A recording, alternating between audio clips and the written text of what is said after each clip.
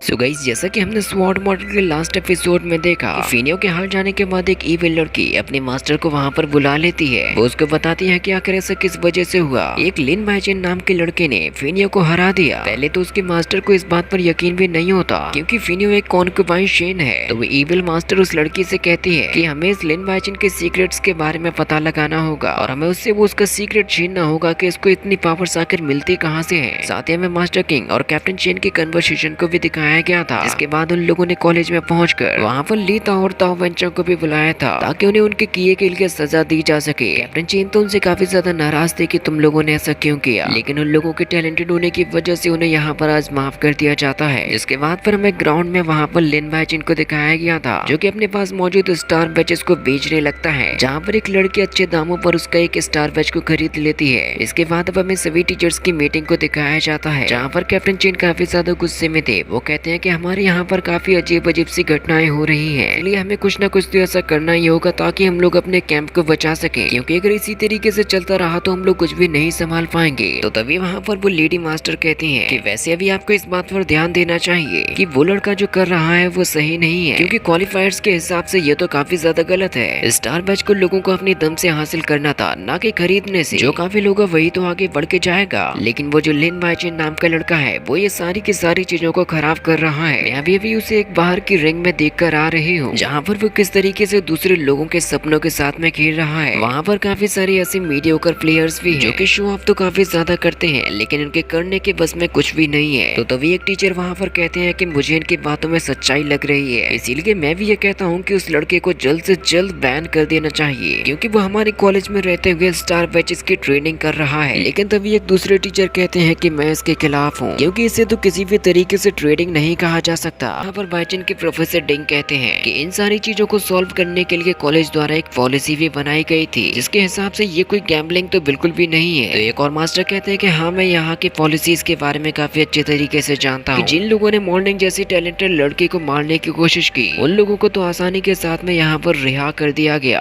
तभी वो lady master कहते हैं कि हमें इस चीज के फर्क के बारे में भी पता होना चाहिए कि अगर कोई स्टार बैच को ढूंढ नहीं सकता तो उसके लिए भी तो नियम बनाए गए हैं, लेकिन यहाँ पर तो उनको सीधा तोड़ा जा रहा है। अब आप भी बताइए कि ऐसा होना कैसे पॉसिबल है। नियमों के हिसाब से जो काबिल होगा वही तो आगे बढ़ पाएगा, जिससे यहाँ पर काफी सारे लोग सहमत भी होते हैं। तभी वहाँ पर एक दूसरे मास्टर कहते हैं कि जैसा कि आपने कहा कि यहाँ पर नियमों को तोड़ा जा रहा है, इसलिए मैं आप लोगों से यहाँ पर कुछ कहना चाहता हूँ। यहाँ पर जितने भी स्टूडेंट कंपटीशन में आए हैं वो सभी के सभी ढूंढ रहे हैं स्टार बैचेस को, या तो उन्हें वो आसानी के साथ मिलेंगे या फिर लड़ झगड़ कर। और अगर उन्हें ये पता हो कि उन्हें कोई स्टार बैच मिल ही नहीं पाएगा, तब तो फिर बात नियमों को तोड़ने पर आ ही जाएगी, ताकि उन्हें इस रेस से एलिमिनेट ना कर दिया जाए, और इससे तो कंपटीशन एकदम प्रेडिक्टेबल हो जाएगा। फिर तभी वहाँ पर मास्टर किंग खड़े हो जाते हैं और वो कहते हैं कि मैं आपसे कुछ कहना चाहता हूँ इस बारे में, जिसके पास में सबसे ज्यादा स्टार बैच होंगे, नियमों के हिसाब से उसी को तो आगे बढ़ने का हक है। तो एक मास्टर किंग से कहते हैं आप जो भी यहाँ पर कहना चाहते हैं उस चीज को डिटेल में एक्सप्लेन कीजिए। तो मास्टर किंग कहते हैं कि मेरे कहने का मतलब ये है कि हमारे कॉलेज के जो टॉप 20 कैडेट्स होंगे, जिनके पास में स्टार बैचेस की संख्या भी ज्यादा से ज्यादा ही होनी चाहिए, वही लोग तो टॉप 20 की लिस्ट में आएंगे। लेडी मास्टर कहती हैं कि मैं इस बात से एग्री करती हूँ, लेकिन तभी वहाँ पर प्रोफेसर डिंग खड़े हो जाते हैं और वो कहते हैं कि हाँ, तुम तो एग्री करोगे ही, क्योंकि तुम्हारी रॉयल एकेडमी की जो टोटल स्ट्रेंथ है वो तो वैसे भी सभी कॉलेजेस से ज्यादा ही है, और जिस टीम में ज्यादा लोग होंगे उसमें तो स्टार बैच वैसे भी ज्यादा ही हो जाएंगे, और इसी तरीके से रॉयल एकेडमी को तो वैसे भी ज्यादा सिलेक्शन मिल जाएंगे। तो कैप्टन चेन ये सब कुछ सुनकर कहते हैं कि अभी के लिए काफी बातें हो चुकी हैं। इसके बाद अब हमें रिंग में काफी सारे लोगों को खड़े हुए दिखाया जाता है, जहाँ पर लिन बाइचेन अभी भी अपने स्टार बैचेस को सेल कर रहा था, जिसके लिए लोग उछल उछल कर पैसा बांट रहे थे, और ये सब कुछ वहीं पर खड़े हुए देख रहे थे वो फैंग, जिनिया और ताओ ब्रदर्स। साथ ही अब यहाँ पर वो इविल मास्टर की डिसिबल भी आ जाती है, जो कि इस बारे में सोच रही थी कि हो सकता है कि लिन बाइचेन के पास में 10 स्टार बैच, लेकिन इससे पहले भी तो उसने काफी सारे स्टार बैच को बेच भी दिया था, इसलिए उसको शक होने लगता है कि जरूर उसके पास में अभी भी कुछ सीक्रेट्स मौजूद हैं, जिसकी मदद से उसने स्टार बैचेस को ढूंढा है, और पता नहीं उसके पास में ऐसे कितने मौजूद होंगे। यहाँ तक कि उसको पूरा यकीन भी हो जाता है कि इविल मास्टर ने उससे एकदम सही कहा था कि लिन बाइचेन के पास में एक बड़ा सीक्रेट मौजूद है। वहाँ पर जितने लड़कों को भी स्टार बैच मिलते जा रहे थे वो तो काफी ज्यादा खुश हो रहे थे, और जिन लोगों के पास में स्टार बैच नहीं थे और जो खरीद भी नहीं सकते थे, उनकी हालत तो यहाँ पर काफी ज्यादा खराब थी। और फिर वो लड़की उन्हीं सभी लोगों के बीच में पहुंच जाती है। वहाँ पर एक लड़का कहता है कि सच में मैं कितनी बड़ी अपॉर्चुनिटी को खोने वाला था, लेकिन केवल एक चीज को पाने के लिए मुझे अपना सारा बैंक बैलेंस ही खत्म करना पड़ा। और वो वहाँ पर भाग भागने लग जाता है, जिसके पीछे उसके सभी दोस्त भी दौड़ते हैं। बाइचन देखता है कि उसका मोबाइल तो पैसों से भरते जा रहा है और जैसे ही सभी को लगने लगता है कि अब उसके पास में कुछ भी नहीं बचा, तो वो दोबारा से एक और स्टार बैच को निकालता है। इसके आगे की स्टोरी को नेक्स्ट पार्ट में शिफ्ट किया गया है।